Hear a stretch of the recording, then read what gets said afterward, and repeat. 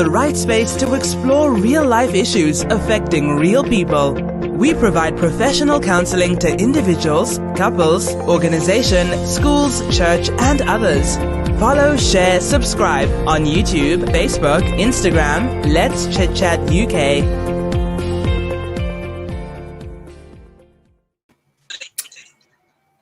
Hi everyone, this is Let's Chit Chat. I'm Pastor Cecile. It's so good to have you tonight. Let's Chit Chat. Always, as usual, with my two great men. Awesome, glorious, wonderful. Am I so blessed to have them again tonight? Introduce yourself, Richard. What are you after tonight, Sister Cecile? What are you after tonight? Your wax miracle. This is Brother Richard, present and correct here. He's after something, Brother Enoch. Let's expose this by the time night is out. Greetings, one and all. We're chit-chatting tonight. Sure. Yeah, for sure. Brilliant.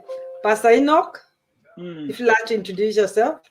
This is Pastor Enoch from US, and we are here to chit-chat.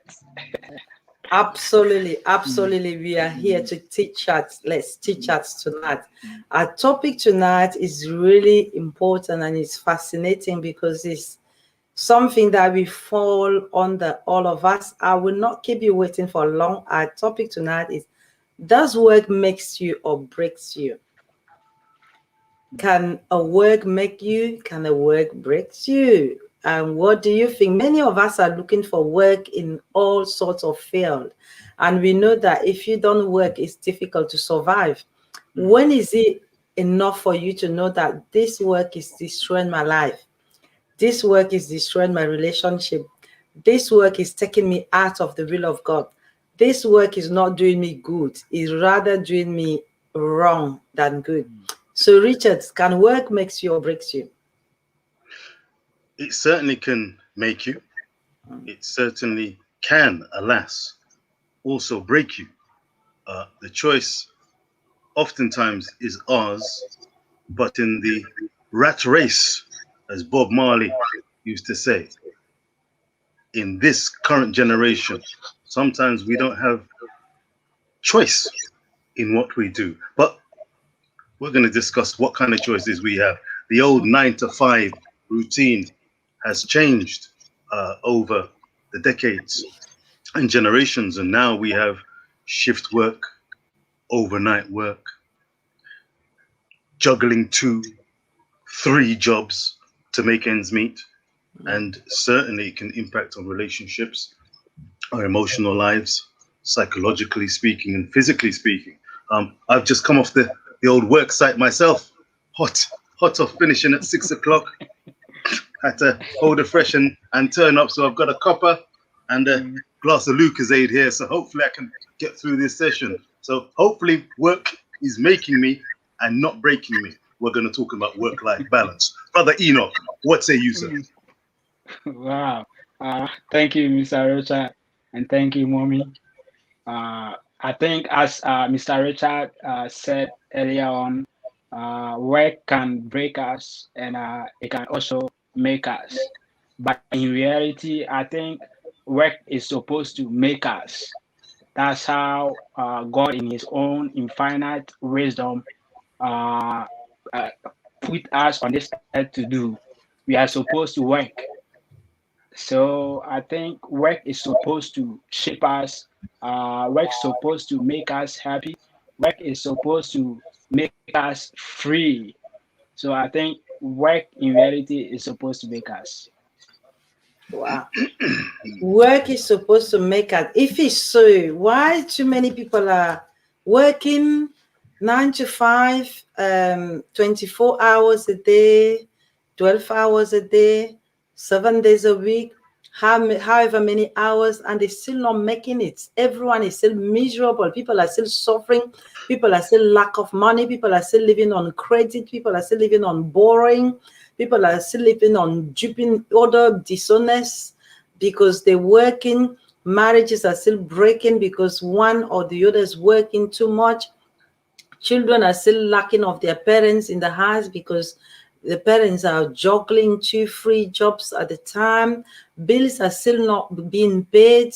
Everyone is still very stressed and depressed and just broken down. And financially, no one is able to actually to just break even.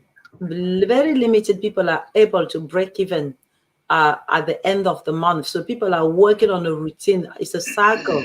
You work, you pay the bill, you work, you pay the bill. There's no joy, there's no joy at home, there's no sufficient enough to spend, but people are still working. Do you think that is the type of work that makes people still suffer after working, or do you think that is their planning?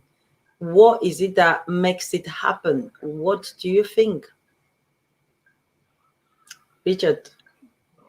I wasn't sure which one wanted to take that one. That's a long introduction on your part, Sister Cecile. You suggest that many people, maybe the majority of people, are not enjoying the work they do, that they're broken by work. I would beg to differ. There must be people out there who both enjoy their work, find satisfaction in their work, have longed to do the job and be in the occupation that they currently reside in. Sometimes you don't end up in the career that you initially may have set out to, and some people don't necessarily have a specific career choice. But oftentimes, I've found that people have gone into work, and sometimes, for example, I've got a friend who's a lawyer. He studied, graduated, got to become a lawyer. It is hard work. It is hard work. But there's a sense of satisfaction at having that level of knowledge to help people. And though the work and the hours can be fairly long, there is flexibility to work from home, especially in these COVID times. But you've got flexibility to be your own boss, have your own caseload, and earn, pretty good money. Life is not easy these days, Yeah, you see. I mean, my goodness me, she's a mother, you see. But if you have, here's my point: if you get into a job, I mean, you're a pastor, brother, it may have its ups and downs. It may be challenging, demanding, but one, if you believe God has called you to do that work, is there satisfaction therein?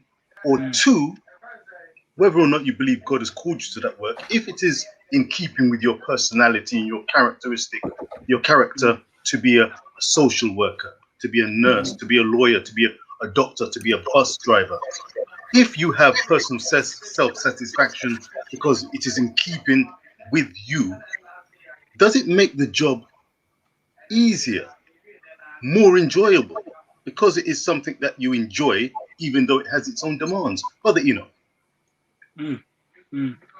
Thank you, Mr. Richard. I totally agree once again with what you are saying, because at the end of the day, we have come to agreement that our works are supposed to be enjoyed, not to break us. Our works are supposed to make us. So if you are working and the work is breaking you, the work is breaking your family, the work is breaking your relationship, the work is breaking you yourself, then you got to understand that this work is not for you. Because even when you read the Bible, God let us know that we should produce, we should take dominion. So the results of our work brings the fruits of it. So if the fruit of your work is damaging your relationship, if the fruit of your work is damaging your children, damaging your family, then I think that work is not for you, because God in his own wisdom gave us or instill work in us for us to be a whole. Anybody that is not working, the person is not a whole. the person is like not complete, because God created us to work. So I think if you are not finding happiness in the work you do, if you are not finding the enjoyment, first of all, it might be that you have not noticed where your talent is, or where your capabilities are. So, and secondly, I think the planning and the timing of how you work also matters. Thank you. Well, Richard, you said earlier on that some people train in some fields and they end up working in different field. What is that? Why will you train, or you have the ability to do this and you end up working elsewhere? What will make you, or what will make someone be placed or put themselves in that position? It's an interesting one, but life oftentimes is not set in concrete. Decisions aren't necessarily solidified. So you may have trained in a particular field. For example, if you wanted to, train to be a lawyer or a social worker, you may have actually gone into the field and found that due to excessive red tape, excessive paperwork, the work-life balance being too greatly in favor of work and impinging on you, you're taking work home mentally and physically, and you find that you're not getting that satisfaction from the job, and it's not spilling into your life in a positive way, and you may feel that you need to take a career break or change your profession, change your job for something that is less demanding, less stressful, and maybe has less red tape. So someone may enter social work, find that it's too damaging to them personally and emotionally, and then find that they may want to do schoolwork. They may want to be a teaching assistant. They may want to go and drive a bus. They could do a range of things that they feel is more interactive, that they get more immediate response in terms of feedback from the people that they're engaging with, whether it's a one-to-one relationship with a child or a group of children who they can see developing and growing through that relationship and bond that has been formed. Or it could be in a general customer service sense, whether working in a store and you see that customers and patrons are enjoying your bonhomie, your communication skills, and you've gained that immediate gratification from it. That's what I mean. I'd like to put to you, both of you as pastors, have you experienced other people talented, interested in becoming pastors, but they find that they're not suitable for it, or they don't enjoy that responsibility? They'd rather be a deacon, or rather be an usher. And yes, have you experienced something like that? I will specifically say yes. And like any other field, pastoral field is a calling. It's not a decision that you probably just wake up in the morning and say, you know what, it's enjoyable, it's good, it's, I don't know, it's eloquent, it's exposure, or it's public relation. Let me just embark in. It is a calling from God, and it takes a lot to acknowledge that you have been called, unless it suddenly happens overnight, like it happened with Saul, to become Paul overnight, unless it happens like that. If not, it takes a lot for you to actually acknowledge that you've been called, understand that you've been called, and there's a lot of process that you have to go through in order for you to accept it, unless it happens overnight. So it takes time. But there are also cases where someone might feel, oh, this is good, let me go and do it. Like, this is good, I can do it. So if you reach to the stage where you realize that, or you start like, this is good, I can do it, or someone has told you, boldly told you that, oh, I think this is good for you, or you are called, without knowing it yourself or feeling it yourself. That's where you get to the stage where at some stage you get discouraged, you don't have the desire, you get stressed, you get depressed. Not that there's no stress or depression in it, there are stress because you deal with people on a day-to-day and you are so much putting yourself out. But at the same time, when you are truly called and you know that you're truly called, all these issues and situations and problems, although they're too much overwhelming, but you still find the desire to carry on pushing, not to give up, not to limit yourself. You have this power. The Holy Spirit empower you and equips you to the joy of doing it overtakes more of the pain or the difficulty or the loneliness or the rejection. But there are other people that you can see that this, even if they were told that is their calling, or they told themselves, when issues comes and situations come, the way they deal with the stress, the way they deal with it is a bit too much questionable. So yes, I've seen quite a lot of pastors who have taken breaks and they say, okay, it didn't work, let me break and relax. It didn't work, let me go and start my own church. Maybe they were somewhere else and they say it's not working, let me take some time and then start my own. Or that's why we have many people starting their own church, because sometimes, not that it's wrong to go and start. If God has said start, then obviously you need to go and start. But if you going to start because of ambition or some kind of I don't know, competitions, or just To get money. or just annoyance to run away from someone and demonstrate that you can do it, you're able to do it. That's where you see those kind of non-enjoyable activities are happening, where people are easily giving up and lay back and relax. At the same time, you said that you said about people giving up or people doing something that they feel like this is not them.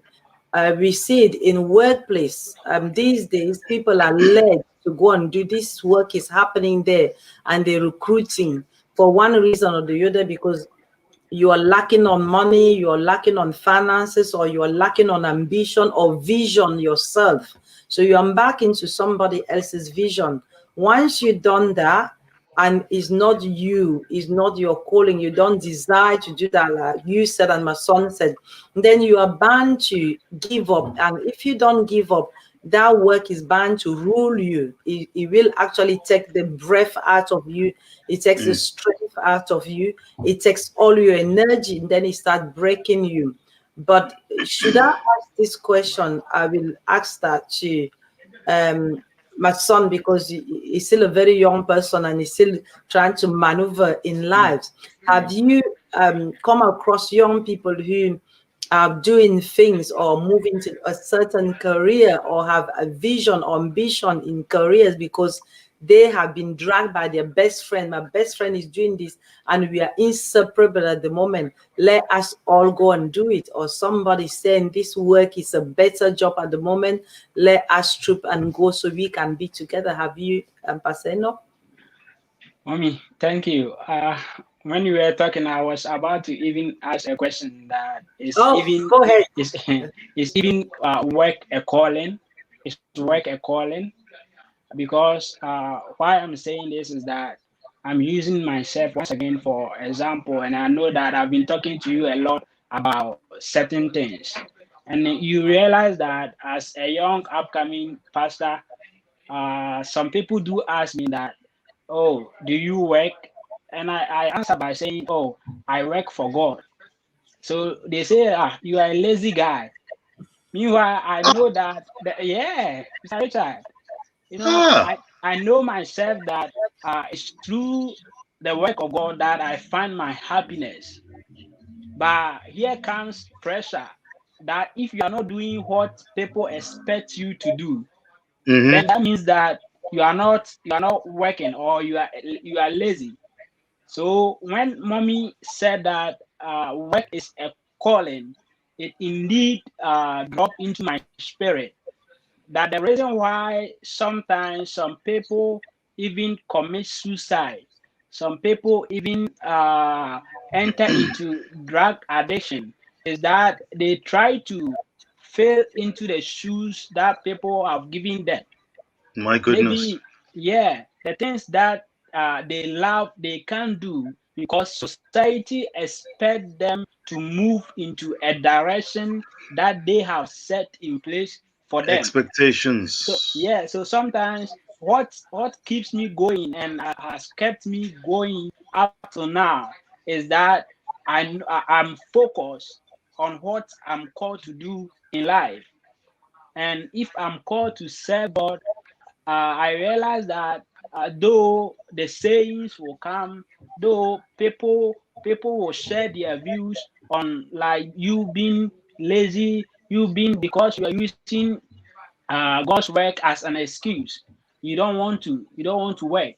I quite remember I was also teaching one assemblyman. I was teaching him when I was in Ghana, and the person said, "Ah, you you can be a lawyer, and you are wasting your time on being a pastor."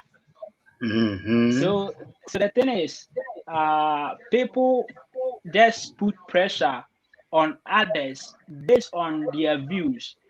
But if work is indeed a calling, then people must find enjoyment in what they are doing. People must realize that we are different in our own ways. The way some people can make it in life might be different from how this person also will be able to make it in life. Some people has been sitting in their houses and they are doing YouTube, they are doing Facebook things, and they are thriving in life. They are thriving in life. So it's better like you find where you are called and what you are called to do than to depend on the sayings of men. If indeed you know that this is what makes you happy. So, mommy, indeed, I won't use somebody for example. Me myself, I've been through such situation before, whereby even to the extent sometimes even families will see you as, oh, he doesn't want to do anything. He doesn't want to do anything. Doesn't even want to go to school. So we have created our own way. Society has created its own way to survive in life, and that shouldn't be the case. This has been some error that has damaged lives. There has been some errors that has damaged families, and My it has goodness. it has created some kind of boundaries in relationship. Even now, if you are going to get married to somebody, the first thing is the person will ask you like, "Oh, do you work?" Woe betide you if you say that, "Oh, you are a man of God." Society will see you as a lazy person, and such has been a difficult part of life. Mm. Mm. And, I've got a question. mm. Sister Cecilia, were you going to say something? No, no, no. Go ahead first. Speak, Richard. Just listening to the both of you and just something dropped into my spirit based off what Brother Enoch was saying. Does money answereth all things? We know that we have people out there who are hustling 2, 3, 4 jobs. We have nurses who we salute and doctors who are, the backbone of the NHS. We have carers. We have support workers who have been looking after the vulnerable out there during this COVID time, such a burdensome time. But there's been some really great work being done out there. But we know that work such as nursing doesn't pay the greatest compared to being a stock market trader, for example, or a business manager or a bank manager. But does money and the pursuit of it, is it all that it's cracked up to be? Does money answer all things? I say no. What say you? I will say it depends. I will say it depends because I wouldn't say no, I wouldn't say yes. I will say it depends because, like you say, if your stock markets, maybe you're a plane, drive a plane, you're a pilot, maybe you are a doctor, and you enter that field because you really love the field that you're in, and that field is able to give you enough money to live in abundance, then your money will answer all things because you are living that life that you so much desire. So you have found your calling, and that calling is paying enough for you to be able to provide for yourself, provide for your family, and feel happy in the field that you are. So in that very occasion, that money will answer all things because right to number one, you're in the field that you love. You find joy, you find happiness, and you are paid, you are rewarded for the work that you're doing. So you are not compensating anything, you're not compromising anything, and you're not oppressing something to actually satisfy the other.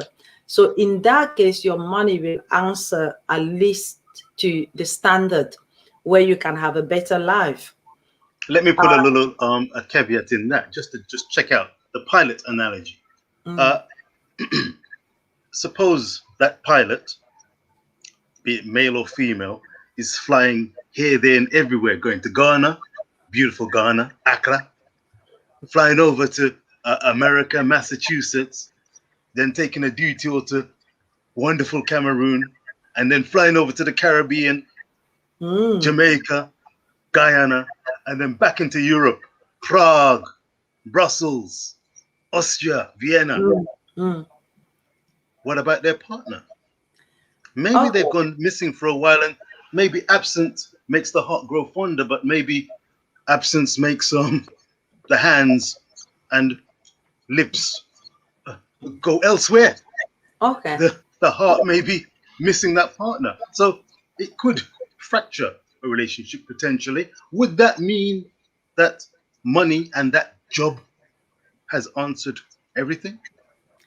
I would say, I will pass it to my son in a minute. I would say that before, when you have that kind of job, before you go and look for a partner, that's where wisdom will require you to actually look for the partner who can actually fit with that work, who can agree with that work and accept what you're doing. So you're not just going to go and look for a partner who is ready for the husband to be home every single night or most of the day. So that means you're setting yourself to fail from day one.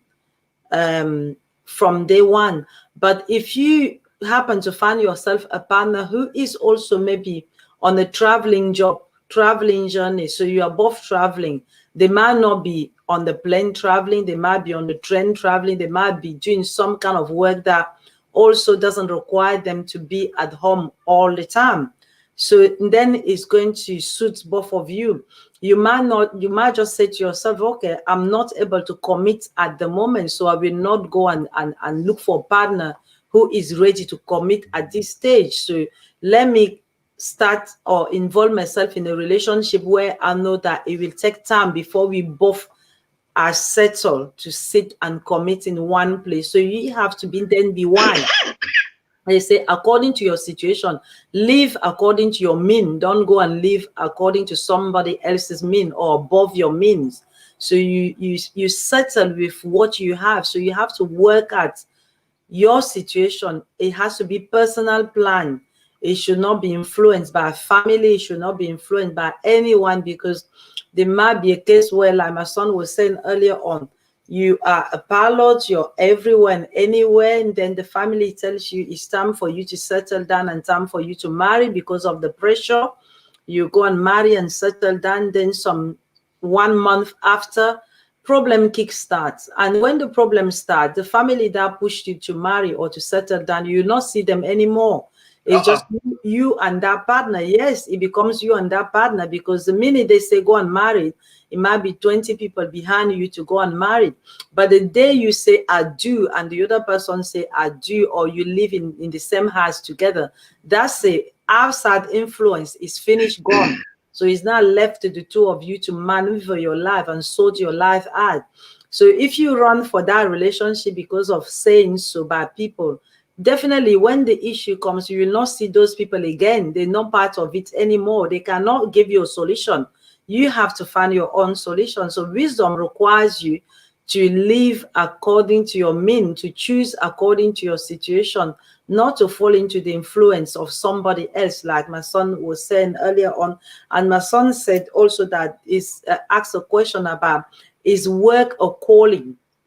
Of course, work is a calling, because not everyone can become a bishop, not everyone can become a pope, not everyone can become a pastor, not everyone can serve in a ministry. That's why God created doctors and nurses and teachers and cleaners and engineers and pilots and you name it, and drivers and stock markets and presidents and ministers and MPs and mayors. If not, why would God then have created all this position in life? Because they all have a purpose for something. They all there to serve the society and serve the community. So everyone is called in their field of endeavor. So if you miss your calling, you might just have been called to be a good customer service, and you become an accountant behind the figures. You'll be frustrated with the account, you'll be frustrated with the figures, because there's no one to laugh at apart from this figure. There's no one to smile at apart from these invoices. So you are frustrated, although you might be well paid, but that's definitely not your field. Your field is where you can be talking to people, smiling at them, making their day joyful and happy. Someone is coming with their issue, you manage to cool them down and tell them, oh, it's fine. A big problem becomes a very small problem, because you have somehow managed to calm their spirit, managed to calm their heart. So if you're sitting behind the computer and doing accounts, you're definitely in the wrong field, and you're definitely in the wrong calling. Brother Enoch, you look like you're hypnotized to the words. My goodness me, something sinking in there. And I will touch also, because before I pass it to my son, I will touch also on the angle where my son said that people will call you as a pastor, they will call you lazy, they will say you don't want to work, you don't want to do anything. Wisdom requires that in every field that God has called us, we still need to develop ourselves. We still need to go above and beyond that level where we have been called. That's what makes it living. That's what makes it creative. So if you're just called to stand on the door, and where you're standing on the door, you're not creative, you're not looking for different ways to stand on the door, at the end of it, you become bored, because you're repeating yourself all the time and all the time. There's no creativity, so you start killing yourself and dying. So on that land, even as a pastor, you still have to look for a way to develop yourself. You still have to look for a way to improve yourself. You still have to look for a way to create yourself. Be creative, because you have to be constantly and consistently grow all the time. You might realize that, okay, being a pastor, I might just be preaching the word of God and preaching the Bible and preaching the scripture. But if I limit myself to just preaching the word of God and preaching the Bible and preaching the scripture, somebody might come with an issue, like the book of Samuel says that Solomon asked for wisdom, and two women suddenly came. The child has died, and the other one has stolen the living child. And you need to actually sort that issue out. So if wisdom is not there, then you will not be able to handle people's issues and situations. So therefore, as a pastor, you must say to yourself, okay, I've been called to be a pastor, full-time pastor. I know it, I feel it, understand it. But life requires me to be able to fit myself, on at least until I get to that level where I can solely, dependently depend on my ministry, because situation will make you where your ministry might not be able to feed you, although God has called you 100%. So it takes time, and it takes step, and it takes process. So therefore, you might look at it, okay, I've been called as a pastor. What is my desire for other field that I can support my pastoral calling in order for me to stand on my 2 feet? Because God wants me to develop, to evolve all the time. So there might be another field that is complementing your pastoral calling, and that field might be able to just feed you while you are progressing, while you are working, while you are depending on God, because God will not want you to be idle, stand still. God will want you to progress, to work, to feed yourself, to improve, and to carry on. You will Brother see that. Enoch, what say you? Yeah. Wow. Thank you, Mommy, and thank you, Mr. Richard. Back to the question that you first asked, that does money answer all things? I would say that in some way, money answer things, but not all things, because money can buy you bed, but it cannot buy you sleep. Money can buy you a woman, but it cannot buy you joy. There are people that have married because of money, and that they couldn't enjoy their marriage. So there are things that money can buy, but it cannot give you the complete versions of it. So what I would say is that when you find even joy in your work, it brings the money. Because the Bible issues something that, have you seen a man diligent in his work? The joy of something, the joy of doing something, the joy of expressing yourself will bring others to you. As my mother was saying, that in the issue of Solomon, cheers, Mr. Richard. In the issue of Solomon, the Bible said that after the wisdom, the wise sayings, that people brought their gold. Queen of Sheba came to listen to his wise sayings. So I think finding what you love and doing it better will bring even the money. So people should have the attitude of finding or doing what they love to do best.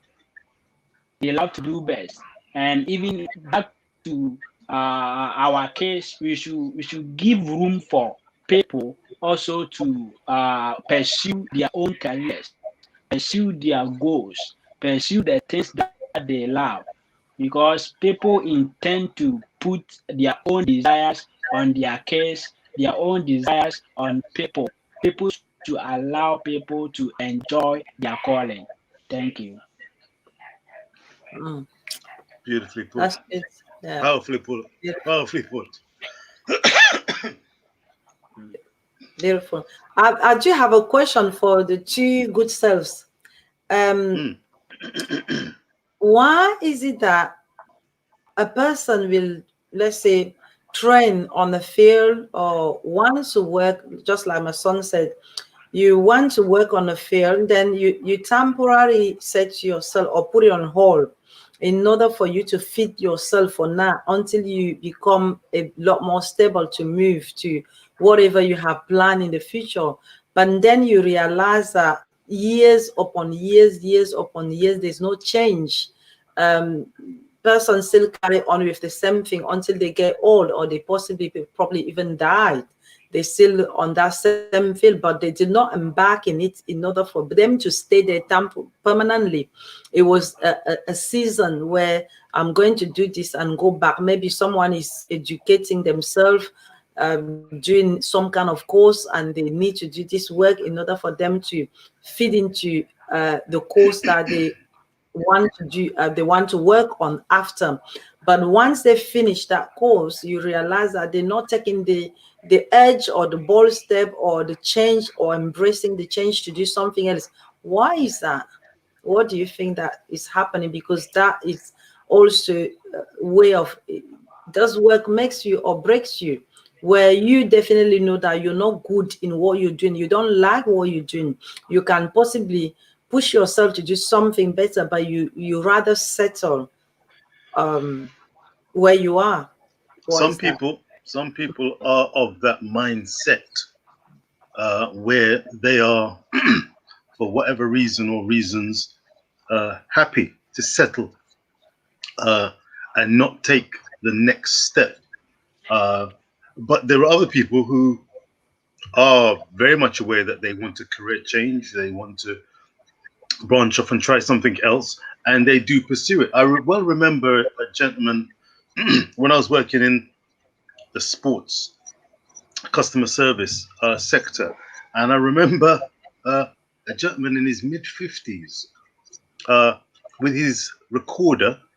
He was working for the BBC, I believe, and I got speaking to him, and he said that currently this job that he had as a mild-mannered reporter for the BBC was his dream, his long-held dream for many, many, many years. He was an accountant, office-based gentleman for much of his life, and he realized that it wasn't really something that he loved. He could do it. It was functional. It paid his way, paid the bills, but it wasn't his passion. His real desire was sports. His real desire was to get involved in sports in any way possible. And when he had that satchel on his back and the recorder, come to interview a couple of people at the museum on Westminster Bridge Road, he had one of the widest, most genuine smiles that I can ever remember. And I think that he offered a salutary lesson to many people out there who believe that their dreams have died. They no longer can achieve what they wanted to for various reasons. If you have a dream, and I've heard many well-known people, celebrities and non-celebrities, talk about having a dream from many years ago and feeling unfulfilled in their life. But when the opportunity presented itself, they didn't, as you rightfully said, Sister Cecile, they didn't back away or put it on pause, but they jumped at the opportunity. They jumped in with both feet. And I tell you, it was as good as a baptism. It was wonderful. They immersed themselves in the opportunity, and it just goes to show that you're never too old to achieve and go for something that you've long held as an ambition. I'm longing for a cup of tea and some more Lucozade. It's been a long day. 4 hours, 4 hours of walking. My goodness me, with a client today. But we give thanks because it offers me in these COVID times one of the best forms of exercise, as I can no longer play badminton at the moment until these restrictions are lifted. I give thanks that I happen to be able to enjoy a stroll for a few hours, and that maintains my health, my well-being, gives me time to meditate, to ponder on things, to recite a poem or two, to breathe in fresh air, to be my own manager, and to be a responsible adult in providing a valuable service in the community. So for that, which I didn't expect, it has been a pleasure and a rewarding pleasure. And you know what? God is good. We never know what sometimes we're going to end up in. But I think we should be of the opinion as well, though, everything happens for a reason. And we should, in all things, give thanks. That's good. Brilliant. That's good, Richard. We are literally running out of time, so we're going to end there. Before we finish, Pastor Enoch, if you want to give us a viewpoint on and close, give us your closing words on what Richard has just said about people starting on one level, aiming to reach there, then at the end of the day, end up giving up and not trying and settling for where they are or what they're doing. What do you think as a young pastor coming up in the field? What do you think? You keep on saying that he's young all the time. What about you? you're young. I know that you recently had a birthday, older and wiser, but I'd be very loose with that word older. You're looking fresh. You're looking fresh. Brother Enoch is looking fresh, but let's not undermine. Where are you? There you are. There you are. There you are. Young, fresh. You know what I mean? Richard, I reserve you for next week. Brother Enoch, I'll say that you shouldn't live a regretted life by pursuing what others want for you, but rather you should seek for what you are good in doing and pursue it. That will bring success. Thank you. Brilliant. That's very wise. Richard? I like the cut of that brother's jib. You know, he's the quiet but deadly type. He's the quiet but deadly type, and deadly in a positive way. I salute. I salute. Sometimes you don't follow others. Sometimes do what you feel you are happy to do. It's not easy out there. As I said, Bob said, it's a rat race. I've got my dear brother in Jamaica who describes England as a work site. And yeah, and I tell you what, he's got good grounds to say that, because we wake and oftentimes we're thinking about work. We go to work, we come home, try and relax and rest, sleep, awake, back to work again. But within what we are doing, I really hope and trust that people take the positives from whatever they're doing. They enjoy it. If they're not enjoying it, if it's breaking them down on various levels, then if it's possible to change, do so. If it's possible to adapt, do so. But in all things, give thanks, and remember that health is wealth. And having a firm, strong mind to do what you feel you want to do and can do, I salute. So, you know, do we live to work, or do we work to live? I think,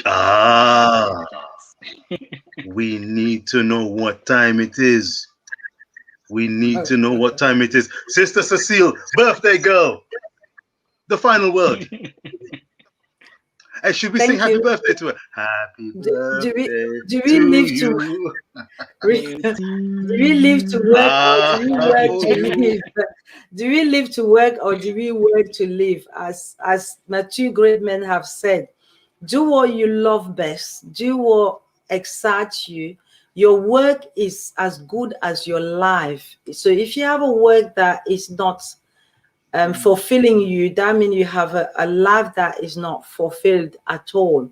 If you have work that is fulfilling you, then you have a best life.